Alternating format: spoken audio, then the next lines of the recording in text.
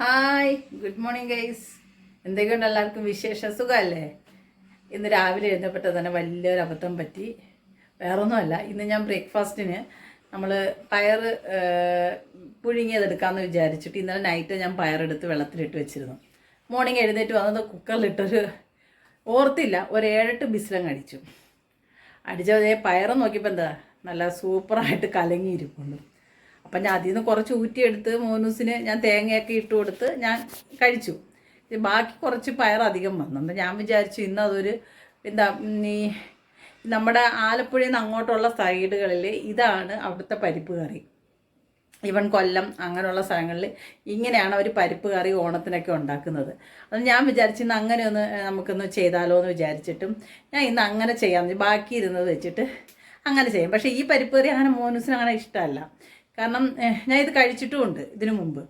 അന്നേരം ഞാൻ എന്ത് ചെയ്തു, ഈ രീതിയിലൊന്ന് പരിപ്പറി വെക്കാമെന്ന് വെച്ചിട്ട് ആ ബാക്കി സാധനം എടുത്ത് അതിൽ നിന്ന് 2-3 ഉള്ളി ഇട്ട് പച്ചമുളകൊക്കെ ഇട്ട് വീണ്ടും ഒന്നും കൂടെ ഒന്ന് വേവിച്ചു. ഞാൻ കാണിച്ചു തരാം കേട്ടോ, ഒരു മിനിറ്റ്.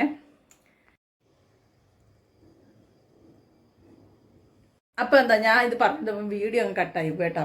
അപ്പം ഞാൻ ഈ പരിപ്പറി ഇതിൽ കാണിച്ചിട്ടുണ്ടായിരുന്നു. അപ്പം ഞാൻ വിചാരിച്ച അതിനകത്ത് കുറച്ച് തേങ്ങയും ജീരകവും പിന്നെ 2 വെളുത്തുള്ളിയും പച്ചമുളകും എല്ലാം കൂടി ഇട്ടിട്ട് മിക്സിയിലൊന്ന് അരപ്പോലാക്കിയിട്ട് ഇതങ്ങ് ചെയ്യാമെന്ന് വിചാരിച്ചു. അപ്പം രാവിലെ ഉറക്കം എണീച്ചപ്പോഴേ ഇന്നത്തെ ദിവസങ്ങൾ എനിക്ക് പണിയാണ് കിട്ടിയത്. ഇനിയിപ്പോൾ ഇന്നത്തെ ദിവസം ഇനി എന്തൊക്കെ പണിയാണെന്ന് ദൈവത്തിന് മാത്രം അറിയാം. അപ്പോൾ എല്ലാവരും സുഖമായിട്ടിരിക്കും. മഴയൊക്കെ ഉണ്ട്. മഴയൊന്ന് രാവിലെ അതിശക്തമായി മഴ പെയ്തിരുന്നു. പക്ഷേ ഇപ്പോൾ ഒന്ന് തോന്നി നിൽക്കുകയാണ്.